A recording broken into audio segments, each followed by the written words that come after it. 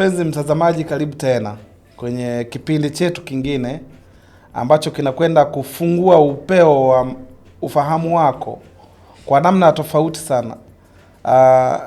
Leo tunakwenda kujifunza somo jingine tamu na zuri zaidi. Naomba ukae na sisi mwanzo hadi mwisho bila kutoka, lakini kabla hujaendelea kusikiliza na kukumbusha tena mpenzi mtazamaji, naomba usubscribe. Tunahitaji kweli sasa hivi kuwa na subscribers.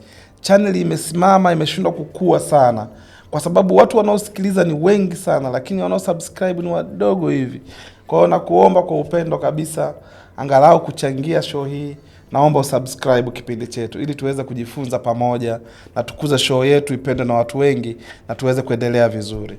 Tutakuahidi kufanya vitu vizuri zaidi kadri ambavyo subscribers wanaongezeka. Karibu uwe na sisi mwanzo hadi mwisho wa kipindi hiki, ujifunze namna nzuri na bora ya kufanya maamuzi. Karibu sana, tuanze na tuwe pamoja.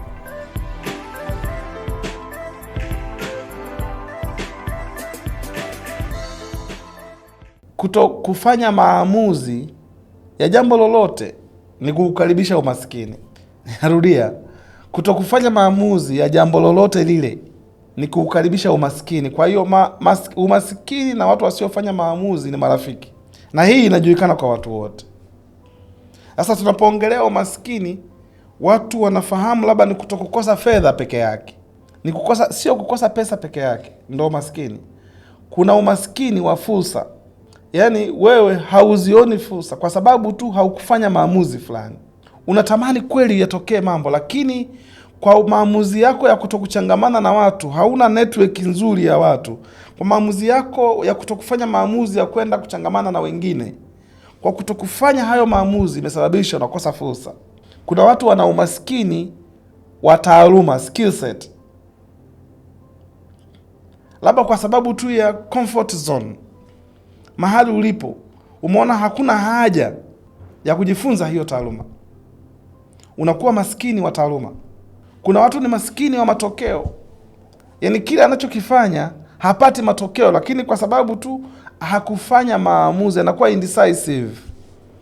Mwisho wa siku matokeo yake hayapo kwa sababu ameshindwa tu kufanya maamuzi fulani hivi. Unapata matokeo hafifu au hakuna kabisa, na ni kwa sababu ukifuatilia ni kwamba tu hakufanya maamuzi. Kuna umaskini wa wewe kukosa hadhi, kukosa reputation. Kuna umaskini wa wewe kukosa reputation. Yaani kuna mtu hapa hata hajulikani kama ni mfagiaji, hajulikani kama ni mlinzi, hajulikani kama yeye ni nani, kwa sababu hana hadhi yoyote kwenye jamii. Ni kwa sababu kila fursa inayokuja na ikataa. Unaambiwa uanzishe biashara, hautaki. Maamuzi hufanyi. Mwisho wa siku hauna hadhi. Yaani haujulikani kama wewe ni mfanyabiashara, wewe ni mwimbaji, wewe sijui ni nani. Yaani hauna kundi duniani. Unakosa reputation kwa sababu ya kutokufanya maamuzi ya kuchukua kitu fulani. Na kuna watu wanakosa fedha kwa sababu tu ya kutokufanya maamuzi, hatua ndogo tu kuchukua ya kimaamuzi, anaacha, anakuwa indecisive. Fursa, ndugu zangu, za kifedha hata za maisha ya kawaida zina expiry date. Fursa zote mnazoziona duniani na zilizopo zinapitwa na wakati.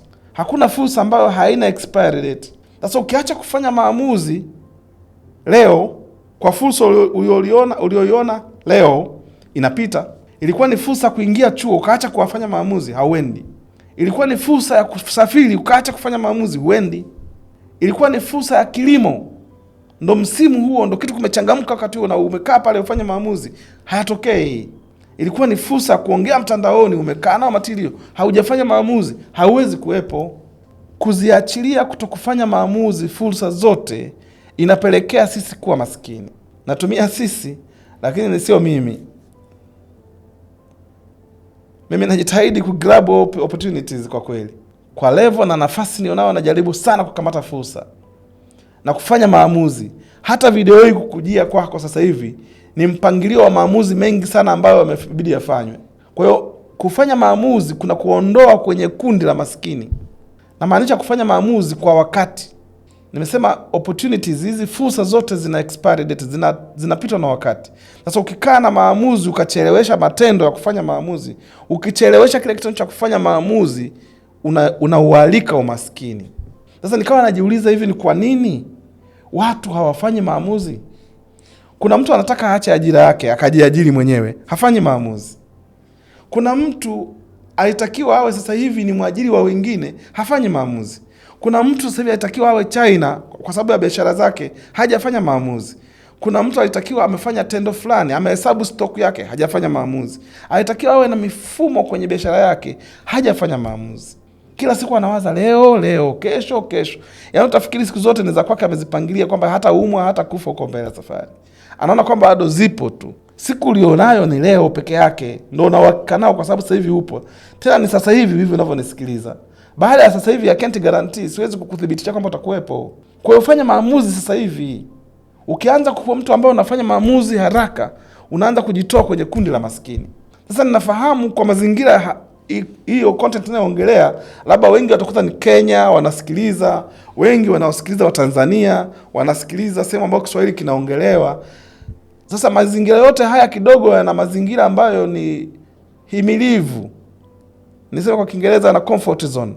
Ni himilivu kwa maana ya kwamba hayana vita, hayana usumbufu mwingi, vyakula vinapatikana, mvua zinanyesha. Kwa hiyo nakuta mtu yuko tu comfortable. Isipokuwa wale ambao wamepitia, kuna watu wanapitia moto. Wale ambao wanapitia changamoto kubwa, inawakanyaga kweli kweli, wanafanya maamuzi utake usitake. Wenzangu na mimi ambao tumepita mazingira magumu, unakwenda shule huna viatu, inakulazimisha uwe mvuvi. Ukitoka shuleni ili uweze kununua viatu vya shule, unaingia ziwani, ziwa Victoria kuvua samaki. Kumbe kukosa ni mafundisho. Unajikuta umeingia ziwani kuwa mvuvi, umevua samaki, umepata skill set, umeondoa umaskini wa taaluma ya uvuvi. Unajikuta kukosa kule kumekupelekea kukusukuma, kumbe ndio kunakupeleka kwenda kupata taaluma ya uvuvi, uchimbaji madini, kilimo, kazi mbalimbali, bodaboda, uendeshaji wa pikipiki, uendeshaji wa bajaji. Aina zote hizi kuna msukumo fulani wa kukosa unaowafungua watu vichwa na kuamua kwenda. Lakini watu ambao wamekaa lele mama, kila kitu kipo, unakuta baba yake ana uwezo au familia ina uwezo, ina provide, hawachakaliki kwa sababu alternative zipo. Akitaka kula analia tu, analeshwa. Akitaka hela ananungunika tu, au anakasirika tu ghafla anapewa hela. Kuna watu yani wako kwenye maisha ambayo sio yetu sisi. Lakini wala chakalikaji wenzangu na mimi ambao tumepitia moto, hauwezi kulala, hauwezi kuacha kufanya maamuzi. Kwa sababu unaona hii ndo fursa pekee nilionayo, nikiachia narudi kijijini kulima. Na kilimo kwetu tukimeshakuwa ni kama adhabu, kumbe ni fursa pia. Kwa hatuikubali kwa sababu ya nature na namna ambavyo ilivyo. Kutokufanya maamuzi, ndugu zangu, kuna kufanya uwe maskini. Na hasa usipofanya maamuzi kwa wakati. Kuna vitu vingi sana vinapita mbele yetu na ni fursa kubwa, hata za kombe la dunia. Kuna nchi ziko kule zinatoka Afrika, zina raia wake wachache, hata nashindwa kuelewa. Sisi milioni 60 plus tunakosa watu 22, 11. Kwa sababu gani? Ukiangalia tuko kwenye comfort zone sana. Hakuna ukimbizi, huwezi kukimbilia Spain, hauwezi kukimbilia kokote. Hakuna changamoto nyingi, tuna comfort zone fulani hivi. Kwa hiyo cha kufia, lakini ukiupitia moto wa ukweli, ukakuchoma, ukakuunguza, utafanya tu maamuzi. Kwa maana wanaomba changamoto ziwepo na ziendelee kuwepo ili watu wanyenyuke, ili sisi tunyenyuke. Kuna maamuzi hata mimi huwa nayafanya kwa sababu ya push ya challenges ambazo kwa maisha yangu. Yaani changamoto ambazo zinakuja pale zinanipush. Nilitaka kidogo nisiwe indecisive, niwe indecisive, nisiwe mtu ambaye anafanya maamuzi. Lakini fursa, kuna fursa fulani ya changamoto, ni fursa na yenyewe imekuja kwangu, inaniamsha. Sasa usiwe unazikwepa fursa za changamoto. Mimi nazita fursa, japokuwa ni changamoto na challenges, lakini ni fursa, zinakubadilisha wewe kutoka kwenye comfort zone, kutoka kwenye hali ile ya kimazoea ambayo umeizoea inakubeba kwenda kwenye hali ya kuchakalika. Sasa ili uweze kuwa na kuondokana kwenye umaskini wa fursa, kwa sababu kuna watu ni maskini wa fursa, hawana fursa hata moja. Ukimuuliza hata sasa hivi ninavyoongea hajui afanye nini. Huyo mtu ni maskini wa fursa, sio maskini wa hela. Akipata tu fursa mambo yanafunguka. Kwa hiyo kuna watu hapa wamekosa fursa kwa sababu tu ya kutokufanya maamuzi fulani, kutokuchukua namba ya mtu fulani. Unakosa fursa. Aibu, unakosa fursa. Hofu inakukosesha fursa. Na ile kujiona kama baba wewe haufai, unakosa fursa. Kwa kuna watu ni maskini wa fursa. Na sababu ukiangalia nyuma ya pazia ni kwa sababu hawakufanya maamuzi fulani. Sasa fursa nyingi zinatupita wote, kwa watu ambao zinatupita fursa ni kwa sababu tu kuna maamuzi itakiwa ufanye, uende mahali, ukasikilize, ukakutana na mtu yule pale, angekusaidia leo ile fursa ingekuwa ya kwako. Lakini kwa sababu una alternative ya kula, unaweza kulala hata kwa jirani ukalala. Kwa sababu una alternative ya kulala pia, unaweza hata ukalala kwa mtu fulani usilipe kodi. Hizo fursa na alternatives zilizopo zinapelekea watu wasifanye maamuzi ya kujitegemea, wasifanye maamuzi ya kupambana. Fursa zinapita, ya kwanza, ya pili, ya tatu. Una watu walishapitwa na fursa, ungekuwa unazikusanya mahali, zinajaza go down, ambazo hakufanya maamuzi. Kwa sababu kama ulifanya tu maamuzi, fursa haiwezi kukupita. Kuna mtu amekuita, njoo mdogo wangu, njoo, au kaka yangu, njoo tufanye kitu fulani. Umewazua sikula ninakula ndio, kulala ninalala ndio, cha kufia. Umeacha kufanya maamuzi ya kwenda. Fursa imepita kubwa sana ya maisha yako. Kuna dili fulani ilikuwa limeletwa kwako, ukatengeneza hofu tu, ukaacha kufanya maamuzi, fursa imepita. Alafu unashangaa wengine wanafanikiwaje? Wewe unafeli wapi? Fursa zinakupita ukiwa umelala, haufanyi maamuzi. Kuna watu wana umaskini wa hadhi, reputation. Kila tunapotafuta mtu wa kufanya kitu fulani, yeye hakimgusi. Ni kwa sababu tu hakufanya maamuzi ya kwenda kujifunza kile kitu miaka hiyo. Hata sasa hivi hataki kufanya tu maamuzi ya kujifunza IT, hataki kufanya maamuzi ya kujifunza AI. Wakitafuta wataalamu wa AI, yeye inapita, fursa imeshapita. Hana hadhi, hana reputation. Kuna watu wanapewa hata nafasi ya kuhesabu hata sadaka makanisani, wanagoma, wanaacha kuwafanya maamuzi. Anakosa hata hiyo hadhi. Mnapewa fursa nyingi sana ndogo ndogo zinaweza kuja kutengenezea hadhi, fursa ya kutengenezea reputation yako. Unakwepa. Mafanikio yako kwenye reputation fulani hivi. Ni lazima uwe na ubayana kwamba wewe unaweza nini, wewe unajua nini. Lakini usipofanya maamuzi ya kutengeneza reputation yako, kutengeneza hadhi yako, fursa zinakupita na umaskini unakufuata. Kuna watu ambao wana umaskini wa matokeo. Kila siku wanapambana, lakini akifanya mbona vitu havitokei? Alafu hataki kujiuliza. Na watu hao matatizo yao makubwa, mimi kwa upande wangu, huwa wamewapachika watu wengine kwenye kila tatizo linalotokea. Anamweka mtu, anajitoa yeye kwenye kila tatizo lililoko mbele yake. Ni lazima amweke mtu mwingine. Kwa hiyo anachokifanya, ukishamweka tu mtu mwingine, wewe umejitoa, matokeo hayawezi kuja. Lakini ukiona kama vitu haviuziki vizuri, usisingizie ni sales team. Wewe una wajibu wa kwenda kuuza. Ukiona kuna kitu hakijafanya vizuri, usisingizie watu wengine. Angalia sehemu yako, umeplay part vya kutosha. Ukikosea tu ukamweka mtu mwingine mbele ya tatizo ambalo unaliona mbele yako, ukamweka mama, umekosa kwenda mahali ukasema mimi sijalipiwa tu school fees, mimi ningekuwa mtu fulani sana, au kitu asingekuwa fulani kitu ningekimaliza. Yani umekosa matokeo kwa sababu umeweka watu mbele ya matatizo yako. Yani tatizo lipo, alafu baadaye kujiweka mwenyewe kama solution umeweka mtu, na hakuna mtu atakusovia kwa niaba yako. Akisolve itakuwa ni kwa niaba yake. Tusiwatangulize watu mbele ya matatizo, tuyamiliki matatizo. Ukifanya hivyo, matokeo utaanza kuyapata. Unakosa matokeo kwa sababu kila mahali umejitoa. Yani kuna wataalamu wa kukwepa. Kila challenge hayupo ya imuhusu. Hata kama umeona kabisa yeye ndo alikuwa ameshikilia hiyo kitu, lakini tu atasingizia tu. Hata kitu bwana imeteleza tu, bahati mbaya. Sio mimi kabisa. Ni mkono wangu tu. Hapa sasa hana cha kusingizia kabisa, anasingizia mkono wake. Atatafuta tu kitu cha kusingizia. Anakwepa majukumu. Matokeo hawezi kuja. Hawezi kubadilika. Usipofanya maamuzi ya kubeba lawama, usipofanya maamuzi ya kubeba majukumu, ukaacha, ukajitoa, unakaribisha umaskini. Unakaribisha umaskini.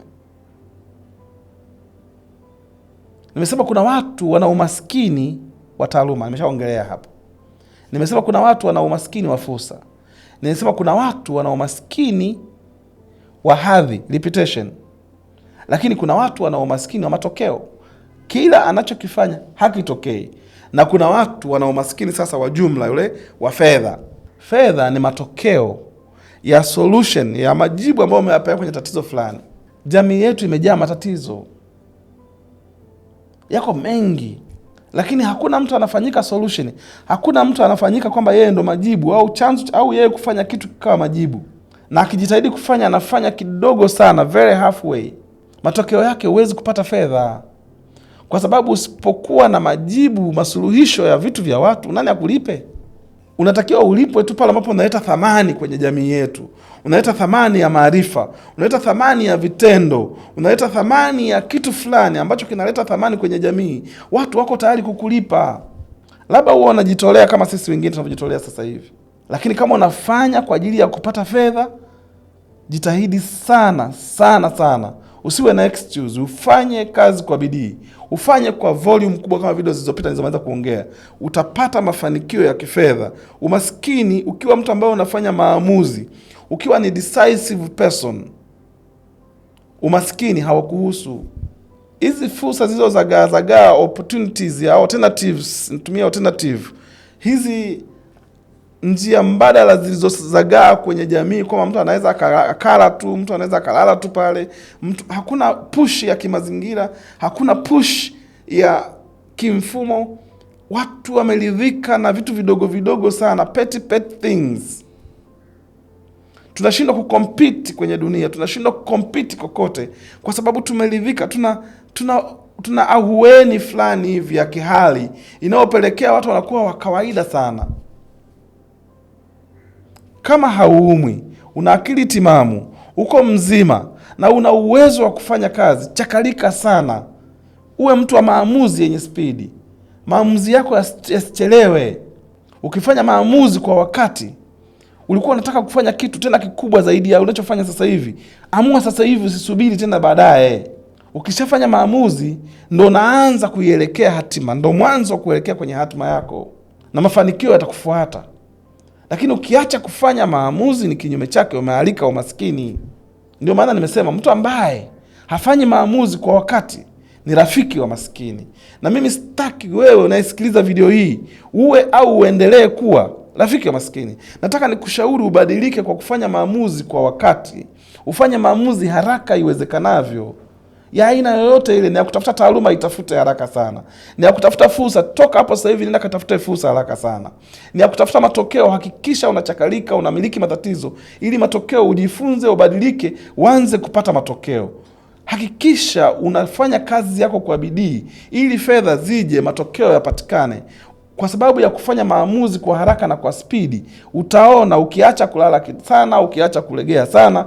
Unatakiwa ufanye kazi kwa bidii ili matokeo yaje. Na matokeo yakija ni kinyume kabisa na umaskini tunaosema. Fursa zitapatikana, elimu itapatikana, matokeo yataonekana na reputations ambazo ni hadhi tutakuwa nazo. Asante kwa kunisikiliza. Ninaamini umeniweka mahali kwenye hadhi ya maisha yako ili niendelee kuwa mwalimu wako na kukufundisha. Naomba usubscribe na ushare na watu wengine tuweze kufanya vizuri vipindi vinavyofuata. Asante na karibu tena.